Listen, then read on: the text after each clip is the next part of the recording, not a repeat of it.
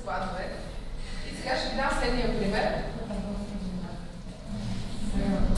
Вашия съученик е оформен днес с отлична оценка по български език.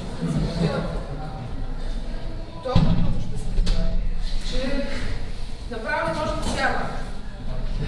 И отива в най-близкия магазин Била и ви купува на всички по една вафла Боровец.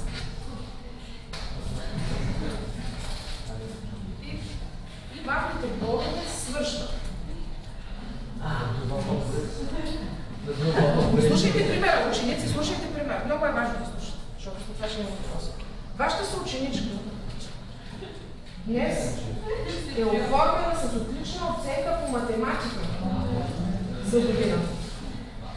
И понеже е видяла вие колко сте се зарадили на вафлите Боровец, на следващия ден тя влиза сутринта в Била и ви купува отново на всички по една вафла Боровец. Тия вафли Боровец са също време да вечер. Може ли някой да ми каже как вафлите Боровец стигат обратно на следващия ден в магазин? Слушам. Хората от складовете получават информация чрез компютър, който чекира на касата. В смисъл, в магазина има точна бройка от тия вафли и когато бройката достигне към края си, се праща сигнал към складовете, че трябва да се заредат отново. Така и? И вечерта хората от складовете зареждат магазина. Колко според вас продукта на ден се изчерпва в Била? Доста. Аз това ви дадох пример с вафли Боровец. Колко вида вафли има в Била? Според мен 40 вида. Вашия съученик отново е абсолютно прав. Това е модела, по който работят тези системи с увеличаване на потреблението. Става критично важно да може да се заредени стоките. Всеки един магазин, както ви държи за големите вериги, държи критично количество стоки. Не просто на нула, а критично количество стоки, които може да са 5, може да са 10, може да са 50, може и да са 0. И в момента, в който се отмаркира от касовия апарат, автоматично всеки един продукт се отписва от склада, праща се към централния склад на Била, който мисля, че тук се намираше някъде наблизо. Ежедневно се подава информацията, в Била не съм сигурна, че е такъв случай, но в Калфан е такъв. Всичко това се разнася с роботизирани машини, защото става въпрос за огромно количество стока, когато се изчерпва от всички магазини, които се обслужват от един склад. Натоварва се и се изпраща в магазина. Това са в момента в България има огромно внедряване на подобни ERP системи. Вие имате езиковата гимназия, имате към IT академията си, имате обучителните материали за бизнес решенията на Microsoft. На който му е интересно, ви препоръчвам да ги вземете, да прочетете, имате и софтуера, който може да дигнете в експериментална среда. Но това са системите, които ще управляват в бъдеще потребителското поведение. Потребителското поведение се променя много. Колко от вас пазаруват онлайн? Аз ви питам, просто не знам, вие не би трябвало да имате кредитни карти. Колко от вас до преди 2 години са пазарували онлайн? В смисъл, процента непрекъснато се вдига. Много повече хора започват да пазаруват онлайн. Аз имам огромен проблем, когато давах този пример на вашите съученици, може от Бяла Слатина. Това е пример. Оказва се, че Бяла Слатина няма търговска верига. Има само малки хранителни магазинчета. И те не могат да си го представят. Защото просто вашите съученици в Бяла Слатина, въпреки че 60% имат смартфони, пазаруват но те пък пазаруват основно онлайн. В най-различни сайтове, просто защото там няма магазин. Няма откъде да си го представят. Сега вие предполагам, знаете колко много са тези места, не само в България, и в света. Затова потребителското поведение по отношение на, особено в момента, пазаруването на стоки онлайн става критично важно да имате подобни системи, които да следят количеството на стоки. Аз непрекъснато пазарувам от Великобритания, той е трансплантажните и предполагам, че още няколко милиона пазаруват за мене. Така че започнете като виждате, започнете да се оглеждате и да виждате този тип решения. Те ще доминират бизнеса до няколко години.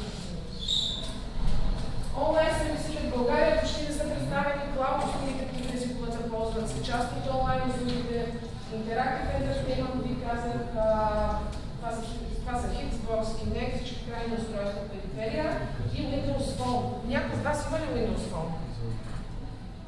Nokia Lumia, първо. Добре. Ви бяха тия отдолу? Тия отдолу ви бяха? Търговците. Enterprise Partner, това е стандартно, с което се маркират този тип клиенти. Това са най-добрите клиенти. В България 2500 компютъра. Минимум. Спадат към тия клиенти. Сега ми кажете, кои са тия компании в България, които влизат в този сегмент. Богатите клиенти. Учителите да не подсказват. Правим това упражнение, защото ученици би трябва да знаете къде са парите. Къде са богати. Кои в България са повече клиенти? Търговската гимназия. Кое прави една компания богата? Кое прави една компания богата? Клиентите. Да. За да е богата една компания, тя какво трябва да предлага? Само ще ви дам пример. Вашите лидери, който ти казват, пак потигнаха цената, бе. Кога ще сипвам? Пак тигнаха цената, ама сипвам. Да не може без продукта има. Това определя една компания да е богата. Всеки месец не можеш да си даваш паричките. Излизат, протестират, горят сметки, ама всеки месец отиват. Защото не отидат, няма ток. Сега ми кажете, кои в България са тези компании? Всичките енергийни дружества. Други? Лукойл, точно така. Всичките мобилни операции. Те са малко по-разделени. Те сега по всеки град, където има парно, си има собствена топлофикация, не се чак толкова много редове да спада. Те са малко бизнес. Други, най-големите. Вие, ако сте ходили в по-малките градове, като тръгнете по улицата, има само техния офис. Банките! Големи клиенти. Трябва да вземете нещо, където непрекъснато. Вие трябва да мислите за такъв продукт, който непрекъснато се оставите поръчки. И последната голяма индустрия, пак не можете без нея.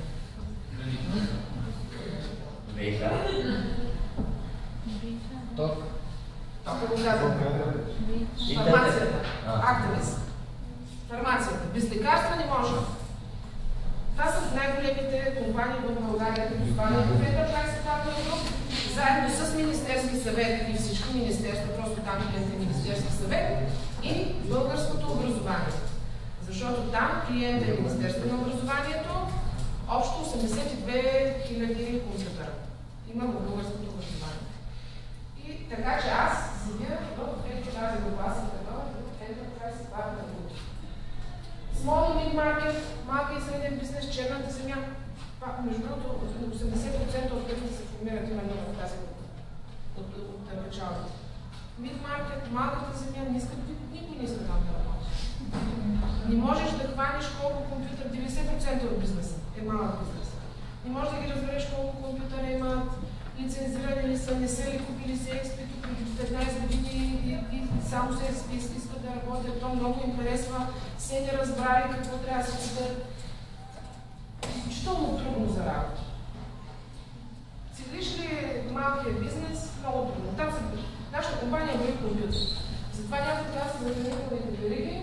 И хранителните вериги, те може да са големи, ама имат 100 компютъра. Големи като компютъри 100.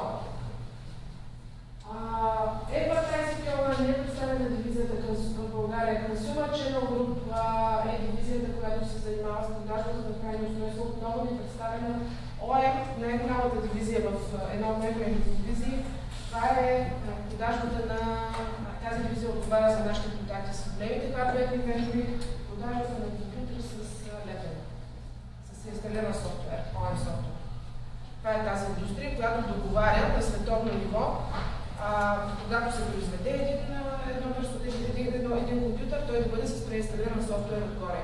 В България тази дивизия не е представена по простата причина, че ние нямаме производители на компютри, тук на място, които произвеждат. И сервиси са нашите системни инженери, технически инженери. Това е най-голямата дивизия в Microsoft България. Те работят по внедряването на нашите Клиентите ни от EPG, клиентите ни от EPG имат пълната гама от решения на Microsoft и техните решения се внедряват от инженерите в Microsoft. Може ли да ми кажете, питам, тъй като знам, че добре. Skype. Казах $8 милиарда. Може ли някъде да вие всички ползвате Skype? Нали? Вече какво ползват? Facebook. Я да ви питам, колко от вас, това е интересен въпрос, слушайте, колко от вас имат имейл?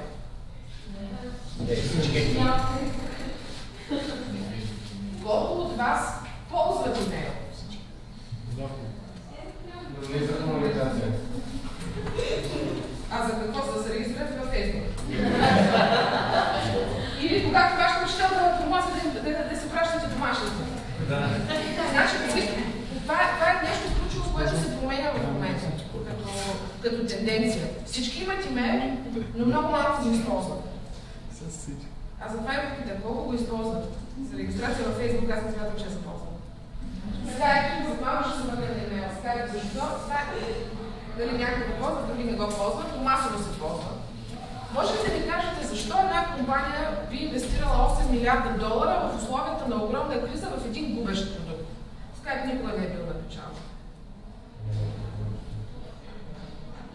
За да се опитат да разшири по някакъв начин, това да се опитат да разви този продукт, да го направи. Защо Microsoft имаше Messenger? Достъпно е масово. Да, защото Skype е, може би, най-масовия продукт за комуникация. Искаха да се печелят тази зона. Тая зона от потребителите. Да. Езиковата гимназия имат в рамките на техния Office 365 имате линк. Какво да се вземи? Значи линк е комуникатора, бизнес комуникатора на Microsoft за вътрешна комуникация, вътрешна фирмена комуникация. И в момента, мисля, че преди 2 или 3 дена завърши интеграцията между Skype и Link. Целта е в един момент, в момента е шокиращо вашето поведение за такива традиционни компании, като повечето на пазара, да не можеш да използваш ти имейл и ходиш, пращаш едни файлове, пращаш служебна информация, засилваш ги по Facebook, ги шерваш, пращаш ги по Skype. Това е шок за големите компании. За държавна администрация за всичко. В момента, в който вие влезнете в една голяма компания, вие нямате навика да работите по имейла, тези компании само с имейл работят. И в дългосрочен аспект Microsoft закупи Skype и в момента го интегрира с бизнес комуникатора си, с цел да има контрол върху потока от информация, която служителите разменят и да може в един момент, когато изпратиш, не знам дали сте виждали, но чисто законодателно в имейла винаги отдолу имате един дисклеймер, който твърди, че това е официална комуникация, тя може да се използва при съдебни спорове и така нататък. Ама като го засилиш по Skype, това нещо го няма. И това се прави с цел именно да се опита да има контрол върху поведението на служителите, които нямат навика да използват имейл, а имат навика да изпращат както сте по Skype и по Facebook.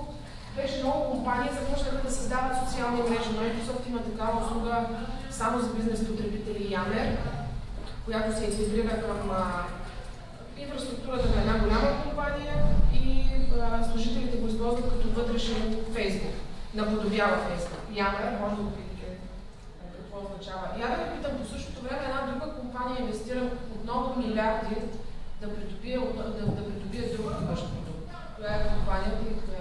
Едното беше HTC, обаче не знам дали. Не.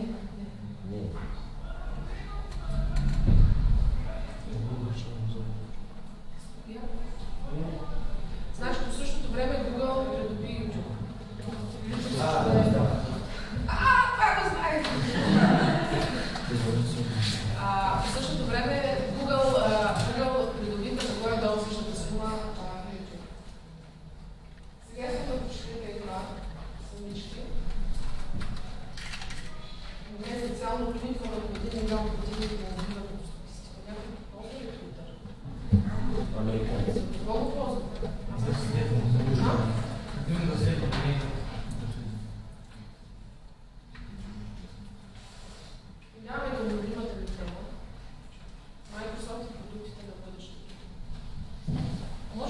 от вас да ви каже просто така упражнение прави. Какъв би бил продукта на бъдещето? Това е най-голичен. Най-голичен всички ме доказват програмата. Я ми кажи, програма не е това, дето аз си спомням, била съм ученичка, 90-те години, където Арто Дито проектира принцеса Лея. Добре, можете ли да ми кажете, някой да ми обясни, защо нещо, което е създадено през 1986 година, все още не е реализирано на пазара? От седморката на Блейк, Моторола направиха фурор с тези телефони с капачета. Те бяха първата компания, която го пусна. Защо? Всички казват и холограма, пък от 1986 година е показано, все още не говорят. Защото не е намерил масово приложение. Още $1000 за нещо губещо. Уверявам те, че ако този продукт в холограмата имаше смисъл, някоя компания с $65 милиарда печалба щеше да налее 10 и да го направи успешен продукт. Уверявам те в това. Ако този продукт изобщо беше оценян като потенциал. Друго. Всички не го казват това. Холограма. Star Wars, холограма е точка. Ученици, тук е Деси Миленкова, която искам да ви дам примерите за продукти на бъдещето. Никой от вас не отговаря. Искам да ви информирам, че колкото по-големи ставате, толкова по-трудно може да се пречупите начина на мислене. Толкова повече действителността ви плаща. Миналата година, тази година в Microsoft, по време на отворените врати, изрично казахме, че искаме ученици от 9-12 клас. Защото е ключово важно вие да започнете да се заинтересувате за професионалното си развитие. Но миналата година имахме малки ученици, тогава идваше тези и няколко нейни колежки с деца първи 4-ти клас. Когато стигнем до този въпрос, е морал от ръце. Аз да кажа. Едно от нещата, които казаха, едно от децата, каза, според мен, продукта на бъдещето е умна каска. Какво значи умна каска? Слагаш се една каска на главата и всичките уроци си ги научаваш. И всичките деца бурни ръкопляскат. Това е проблем на децата. Аз ви казах началото, мислете от простичките неща. На това дете в първи клас, той не му се учи, той му се играе, трябва се нещо друго, и иска една умна каска да се я сложи и да си научи всичко. Сега си представете каква е вероятността, според вас колко хора имат нужда от такава умна каска? Колко? Добре, каква е вероятността този продукт да бъде модифициран и развит след години от това дете в нещо подобно, което изпълнява подобна функция? Между другото, аз съм виждала в Барселона демонстрация на очила, не очилата на Google, той е прототип на очила, които прожектират в ретината различна информация, която помага за запаметяване. Вторият продукт, който ни казват децата, е летяща раница. Защо летяща раница? Защото не тежи раница. Не тежи раницата. То се знае, че раница, пък тя му тежи и искате то да си ходи. Разбирате ли, колко простичко обяснява? Колко според вас има този проблем? Че им тежи раница? Вече не е, защото не си нищо. Значи, именно тази потреба, това е едно от основните неща, което е залегнало в концепцията за таблети и електронно съдържание за учениците. А последното, което на мен ми е любимо, винаги го цитираме, едно момченце малко първи клас казва: продукта на бъдещето е компютър възглавница. Защо? Защото аз много искам да работя на компютър.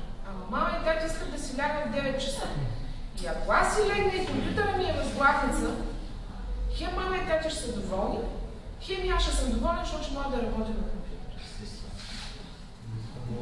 И понеже заговорихме за тези простички неща, може ли да ми кажете кое превърна Фейсбук в толкова успешен продукт? Кое го превърна в толкова успешен продукт?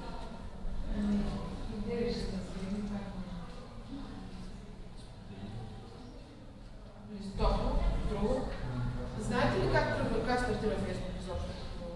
През университет. Вътрешна мрежа на един университет в Америка. И какво прави тази вътрешна мрежа? Снимки. снимки. Да, така вижте малко научност на университета ли повиши, там са просто Всички са социални. И грешка да гледате и обсъждат. Кое е това, което е определило с теб на Facebook? Чисто човешко. Вие най-много по-обичате да се снимаш и така с телефона. Това е чистата психологическа необходимост на голяма част от населението да се покаже. Да покаже себе си или да покаже работата си, както Деси непрекъснато слага снимки на работата с нейни ученици. Но стремежа хем да се покажеш, хем обаче да видиш и другите.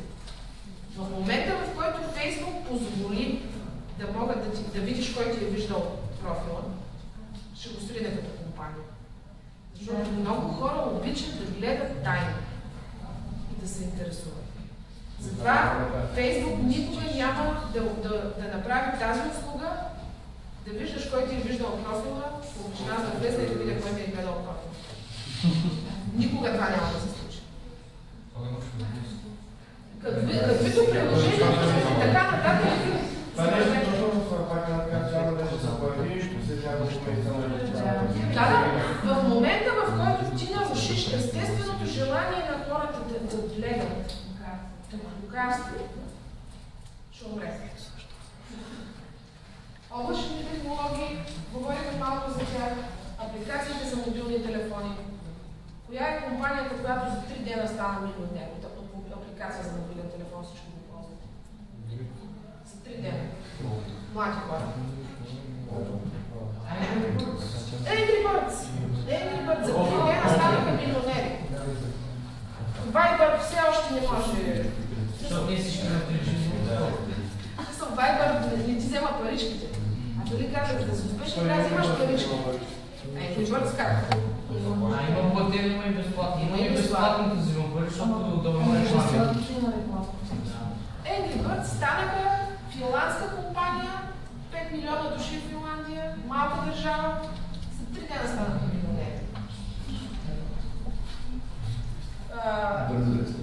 Microsoft има App Store, изобщо приложения за разработка на апликации, които се качват безплатно и ако имате добра идея, може да станете и вие милионери, аз също ще ви го пожелавам. Сензорните технологии, тук искам вече да измерите и да ви покажа какво се прави в България, защото смятам, че в България се правят неща много близки до световния опит.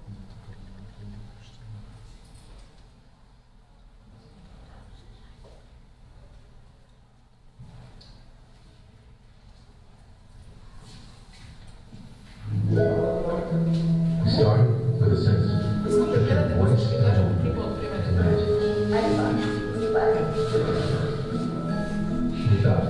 This will be fun to play. And it was. But something amazing is happening. The world is starting to imagine things you hadn't even thought of.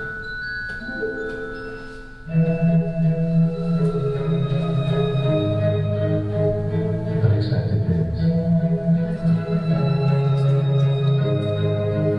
Hopeful things.